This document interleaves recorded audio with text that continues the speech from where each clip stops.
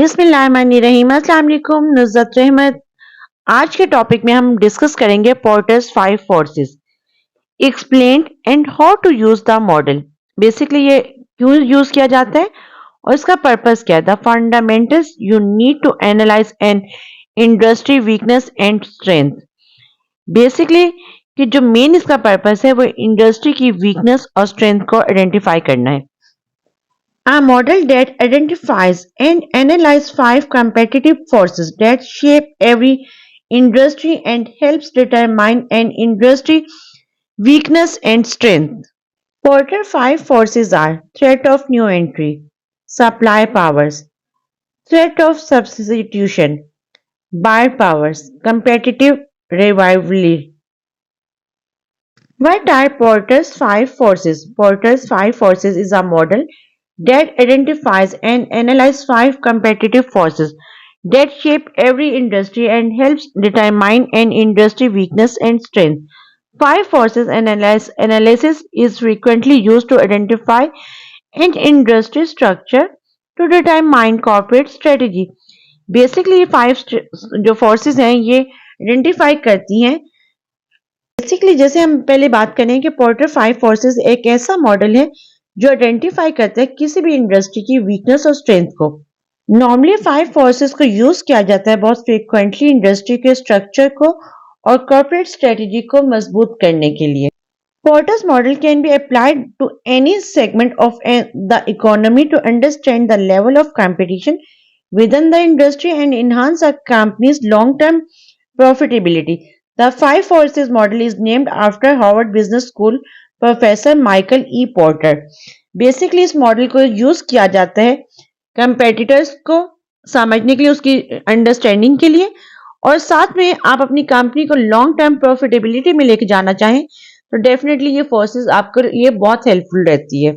Porter 5 forces का जो take away है कि आपको क्या टेक अवे मिलेगा, उसका बेसिकली टेक अवे ये है कि आप एनालाइजिंग कंपनी कंपेटिटिव एनवायरमेंट, आप एनवायरमेंट को, उसके कंपेटिटर्स के एनवायरमेंट को स्टडी करती है।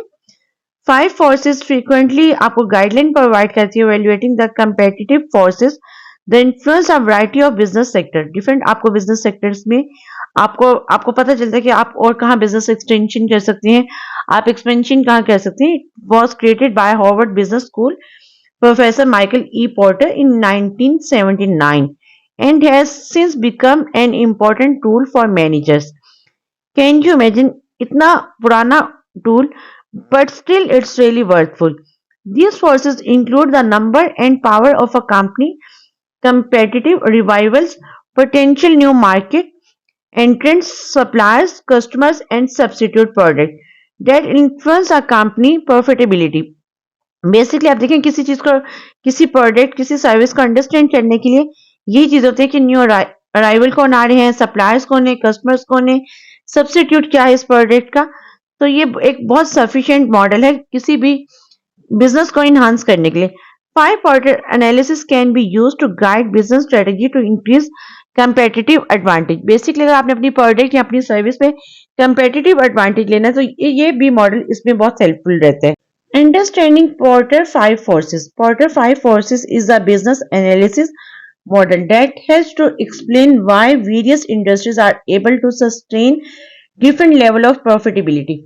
कि different जो companies and industries हैं वो क्यों exist कर रही हैं, उनकी existence की reason क्या है, उनकी profitability का level कैसे बढ़ सकते हैं। The model was published in Michael E. Porter book Competitive Strategy Technique for Analyzing Industries and Competitors in 1979. 1979 में एच हार्वर्ड बिजनेस के जो थे प्रोफेसर, उन्होंने इसको यानी कि प्रॉपर एक मॉडल डिफाइन किया था। The 5 forces model is widely used to analyse the industry structure of a company as well as its corporate strategy. न सिर्फ इंडस्ट्री के स्ट्रक्चर बल्कि कॉर्पोरेट स्ट्रेटेजी को भी अंडरस्टैंड करता है। आइडेंटिफाइड 5 अनडिस्प्यूटेबल फोर्सेस कि जिनके मुतालिक कोई क्वेश्चन नहीं किया जा सकता, that play a part in shaping every market and industry in the world, कि जो हर मार्केट और हर इंडस्ट्री में एक प्रॉपर रोल प्ले कर रही है बिजनेस को अंडरस्टैंड करने के लिए, उसके स्ट्रक्चर को, स्ट्रेटजी को अंडरस्टैंड करने के लिए। The five forces are frequently used to measure competition in intensity, attractiveness and profitability of the industry or market। जो फाइव फोर्सेस का पहला पॉइंट आता है competition in the industry. The first of the five forces refers to the number of competitors. जो पहला point आता है कि आपके कंपेटिटर्स के नंबर, कि वो कितने नंबर्स में, उनको आइडेंटिफाई करना। And their ability to undercut a company, कि उनमें कितनी एबिलिटी, कैपेबिलिटी है कि वो अंडरकट कर सके आपकी इंडस्ट्री, आपकी कंपनी को। The larger the number of competitors, जितने कंपेटिटर्स के नंबर ज्यादा होंगे, along with the numbers of equivalent products and service they offer, और जितनी उनकी प्रोडक्ट और सर्विस की क्वांटिटी ज्यादा होगी, the lesser the power of a company, company की पावर कम होती जाएगी। Suppliers and buyers seeks out a company competition if they are able to offer a better deal और लोअर प्राइस। सप्लायर्स और buyers हमेशा देखते हैं उस कंपनी की तरफ, उस कंपटीशन की तरफ कि जो बेटर क्वालिटी प्रोवाइड करती है बट लेस प्राइस में। On the other hand, when competitive rivalry is low, आपका कंपेटिटर्स का लो होगा point, a company has greater power to charge high price, तो definitely company high price charge कर सकती है। And set the term of deal to achieve high sales and profit, और वो high sale और high profit को charge कर सकती है। इस मॉडल को हम सिंपली ऐसे भी डिफाइन कर सकते हैं कि आपके कंपेटिटर्स की पावर इतनी स्ट्रांग नहीं हो, जब आपके पास कस्टमर आए और वो ये कहे कि जी मुझे ये इतनी अमाउंट में, इतने प्राइस में चीज दे दे, और अगर आप नहीं देते तो वो आपको डायरेक्टली थ्रेट करके कि okay fine, if you are not willing to do this thing, मैं आपके कंपेटिटर्स के पास चला जाऊंगा। और जब वो कंपेटिटर के पास जाए तो उसको क्वालिटी भी बेहतर मिले और प्राइस भी कम हो। तो आपको ना सिर्फ प्राइस नॉर्मल रखनी होती है, बल्कि अपनी क्वालिटी भी बेहतर बनानी होती है। यहाँ पे एक और चीज आइडेंटिफाई करना बहुत लाजमी है। अभी हमने सिर्फ एक पावर को, एक फोर्स को डिस्कस किया। ये सारी की सारी पावर, सारी की सारी फोर्सेस इक्वली इंपॉर्टेंट है। हम ये नहीं कह सकते कि जी एक की वर्थ ज्यादा है तो दूसरे की कम है। No, it's not really like that, because reason behind each force, each power has equally important and equally interlinked with each other। हम पोर्टर दूसरी फोर्स को, सेकंड फोर्स को डिस्कस करेंगे। Potential of new एंट्रेंट into an industry. A company power is also affected by the force of new एंट्रेंट into its market. जब new कोई entry market में होती है तो डेफिनेटली कंपनी की पावर उससे अफेक्ट होती है। The less time and money it costs for another competitor to enter a company market and be an effective competitor, the more than established company position could be significantly weakened। Basically जब एक new company एक अपनी कोई product same introduce करवाती है जो पहले किसी कंपनी ने बनाई हो, तो उसका टाइम, उसका पैसा, उसका बहुत कम लगता है। रीजन बिहाइंड कि ऑलरेडी उस टाइप की चीज मार्केट में अवेलेबल होती है। तो जब कोई न्यू कंपेटिटर वो चीज निकालता है तो उसको ना तो वो मार्केट करनी पड़ती है, ना ही वो कॉस्ट स्पेंड करनी पड़ती है। बट अलबत्ता उसका जो करंट कंपनी, जो करंट मार्केट होती है, वो जरूर सफर करती है, वो वीक हो जाती है, क्योंकि उसकी वो पोजीशन नहीं रहती जो नई एंट्रेंट्स की होती है। An industry with strong barriers to entry is ideal for existing companies within that industry, since the company would be able to change higher price and negotiate better than। Basically industry हमेशा ही चाहती है कि ऐसे barriers हो जो new entrants को easily enter ना होने दे। उन्हें भी एक प्रॉपर चैनल, एक प्रोसीजर के थ्रू एंट्री की परमिशन हो, और जब वो आए तो उनसे हाई चार्ज किया जाए ताकि वो उनसे निगोशिएट कर सकें, उनसे टर्म्स एंड कंडीशन सेट कर सकें। यहाँ पर हम एग्जांपल लेते हैं पहले तो ऑफ कोर्स कंपटीशन की, कि जैसे हम देखते हैं कि जो एग्जैक्ट कंपटीशन हम कंसीडर कर सकते हैं, टेलीकॉम को अगर हम देखें तो हम कह सकते हैं कि हाँ, each and every telecom industry are equivalent with each other, but of course we are always talking about कि जी ऑफ कोर्स एक टाइम था कि टेलीनॉर को हम बहुत हाई प्रोफाइल पे लेते थे और ऐसे ही कंसीडर किया जाता था। बट अगेन अगर हम बेवरेज की बात करें तो Pepsi and Coke are equally important or equally competitive with each other. But when we are talking about like gourmet and other cola sort of like, so of course वो exact competitors नहीं है equivalent to Coke and Pepsi के। Porter का जो next force है power of suppliers. The next factor is the portal model address how easily suppliers can drive up the cost of input. It is affected by the number of suppliers of key input of a good or services, how unique these inputs are, and how much it would cost a company to switch to another supplier. कि जो supplier है उसकी क्या power है, supplier की cost क्या है, और वो कितने नंबर्स ऑफ सप्लायर्स पर इम्पेक्ट करती है, गुड्स एंड सर्विसेज पे कैसे इम्पेक्ट करती है, और वो जो आप इनपुट दे रहे हैं वो किस हद तक यूनिक है, and how much it would cost a company to switch to another supply. और ये किस हद तक पॉसिबल है कि वो ऐसी कॉस्ट हो कि सप्लायर जो है वो दूसरी कंपनी पे इजीली शिफ्ट हो सके। The few suppliers to an industry the more a company would depends on a supply. As a result, the supplier has more power and can drive up into cost and push for other advantage in trade. On the other hand, when there are many suppliers or low switching, basically आप switch easily नहीं कर सकते, cost between rival suppliers, a company can keep its input cost lower and enhance its profit.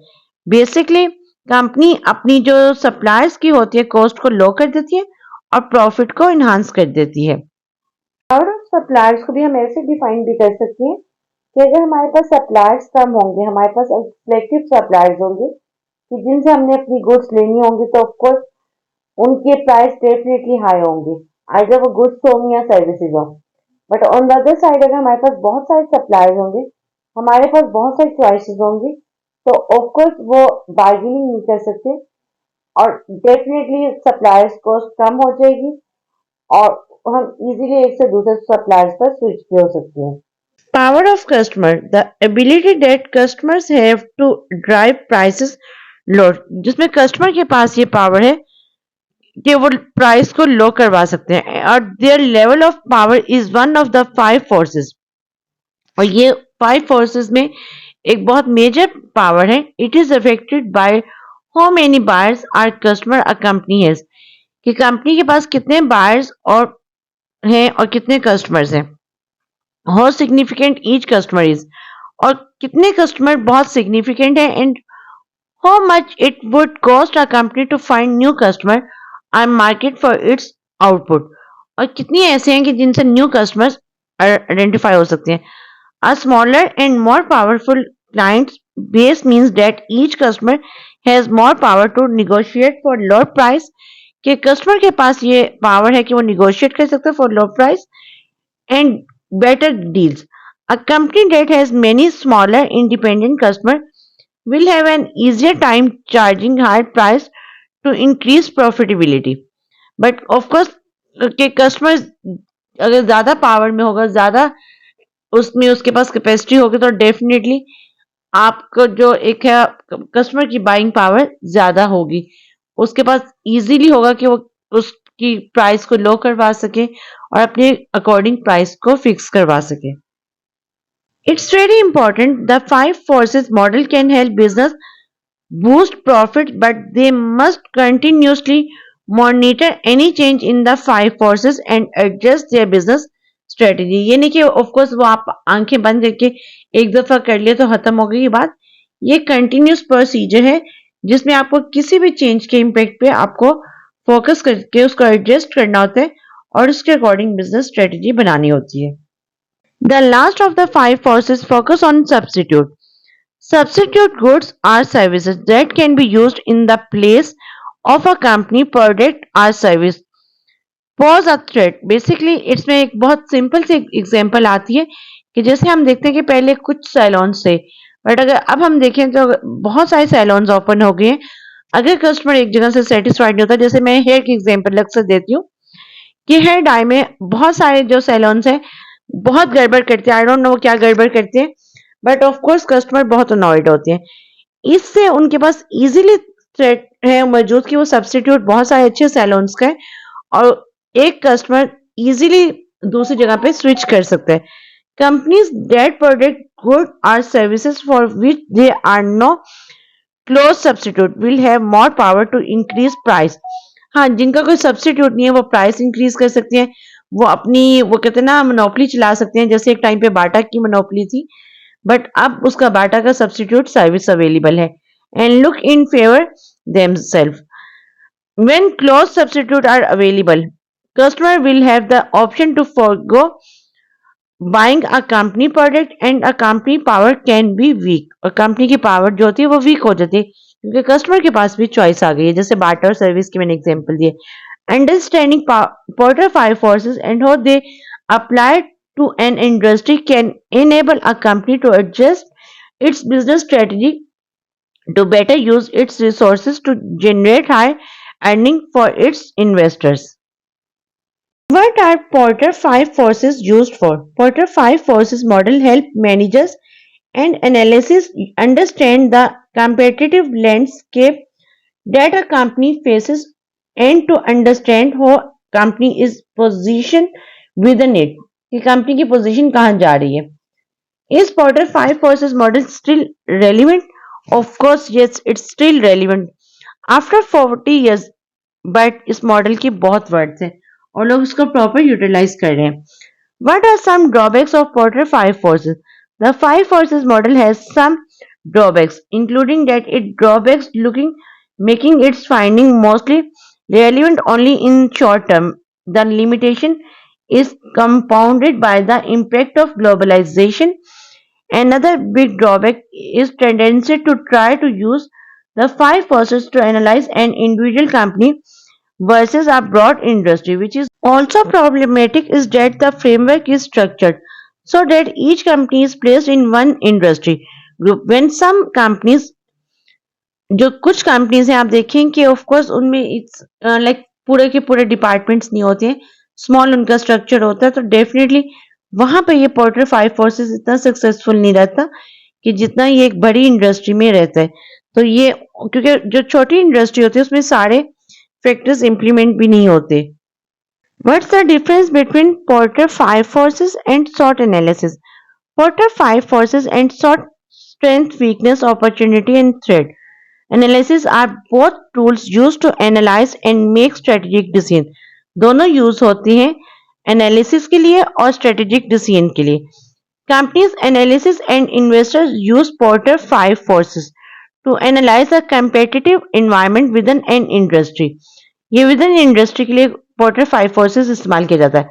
While they tend to use a SWOT analysis to look more deeply within an organization to analyze its internal potential.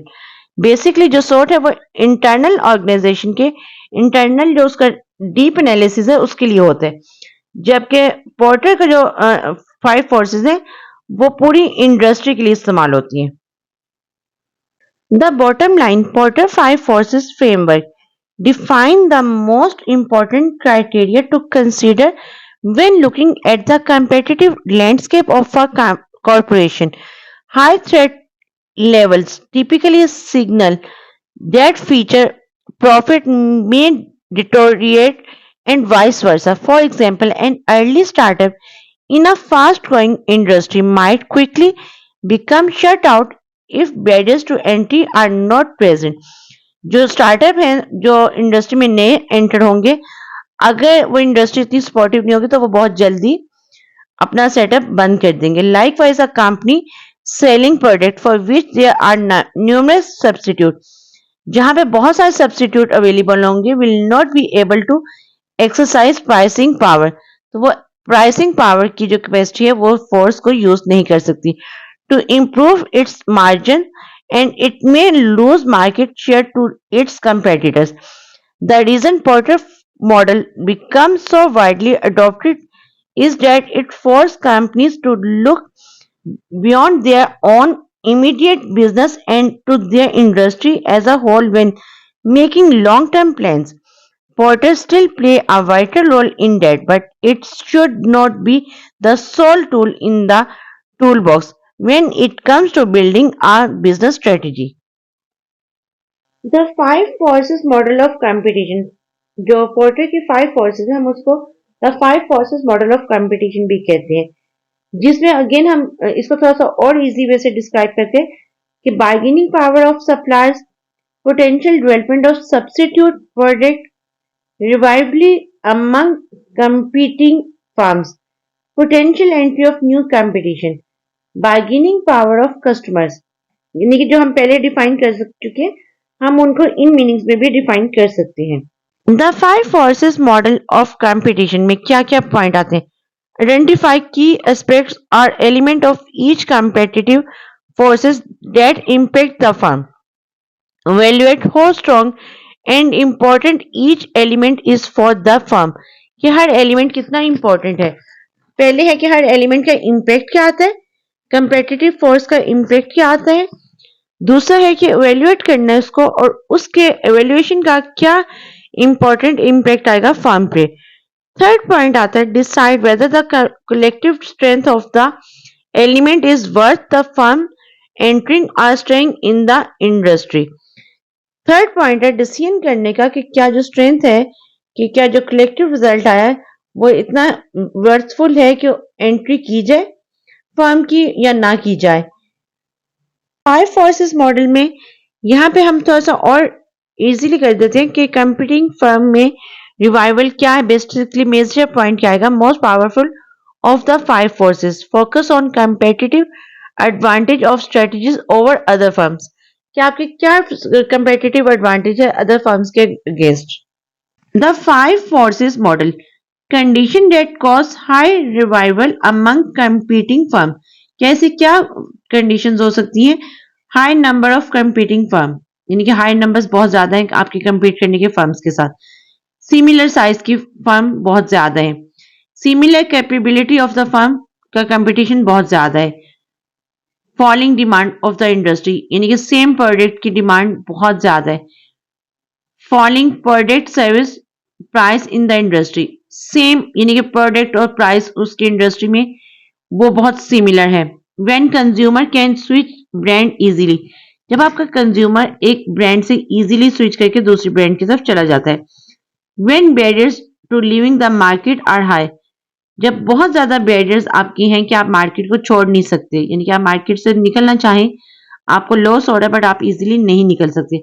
When barriers to entering the market are low, जब market में enter होने के barriers बहुत लो हैं, यानी कि आप easily market में आ सकते हैं। When fixed cost are high among firm competing, जब आपकी फिक्स्ड कॉस्ट जो है जो कंपटीशन में बहुत हाई है। When the product is perishable, यानी कि प्रोडक्ट बहुत जल्दी खत्म होने वाली है। When revivals have access capacity, जब आपका कंपेटिटर इजीली आपसे एक्सेस ले सकता है। When consumer demand is falling, जब आपके कंज्यूमर की डिमांड ही खत्म हो गई है।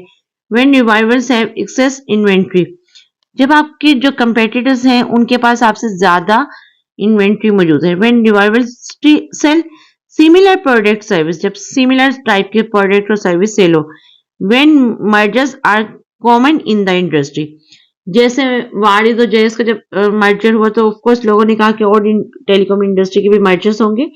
जब मर्जर्स बहुत कॉमन हो जाए तो तब भी एक प्रॉब्लम क्रिएट होती है। और ऑफकोर्स पोर्टर 5 फोर्सेस इन सब चीजों में आपको एक बेनिफिशियल रिजल्ट देता है। Potential entry of new competitors, barriers to entry are important.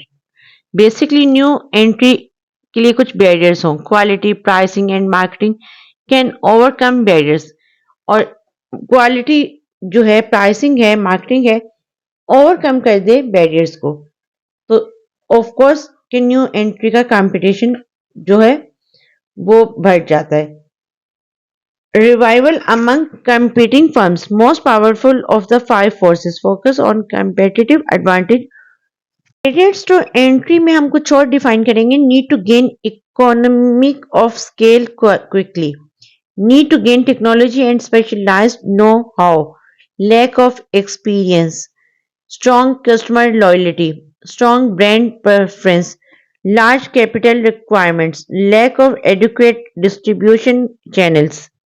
Barriers to entry में हम फर्दर डिस्कस करेंगे कि ऐसे क्या बैरियर्स हैं जो रुकावट करते हैं न्यू एंट्री के लिए। Government regulatory policy, tariff, lack of access to raw material, possession of patents, undesirable locations, counter attack by interest firm, potential saturation of the market. इस तरीके से आइडेंटिफाई भी कर सकते हैं और आसानी से potential development of substitute product, हम सब्स्टिट्यूट का पढ़ चुके हैं पहले भी। Pressure increase when price of substitute decrease, जब आपका सब्स्टिट्यूट अपनी प्राइस डिक्रीज कर देता है तो ऑफ कोर्स आपकी फर्म पे, आपकी इंडस्ट्री पे प्रेशर बढ़ जाता है। Consumer switching cost decrease, consumer की जो स्विचिंग कॉस्ट है वो डिक्रीज हो जाती है। Bargaining power of supply increase when there are large number of suppliers, जब आपके पास नंबर ऑफ सप्लायर्स बहुत ज्यादा क्वांटिटी में होंगे। और फ्यू सब्स्टिट्यूट, आपके पास सब्स्टिट्यूट बहुत कम होगा। Cost of switching raw material is high, आपको रॉ मटेरियल स्विच करने में ऑफ कोर्स आपको एक बहुत मेजर इंपैक्ट आता है जब आपका रॉ मटेरियल प्राइस बहुत हाई होगी। Backward integration is gaining control of ownership of our suppliers. Bargaining power of consumers. Customer being concentrated or buying in volume affected intensity of competition. Consumer power is high when products are standard or undifferentiable.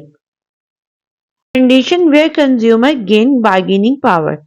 If buyers can inexpensively switch, जहां buyers easily switch कर जाए, if buyers are particularly important, if sellers are struggling in the face of failing consumer demand, if buyers are informed about sellers' product, price and cost, if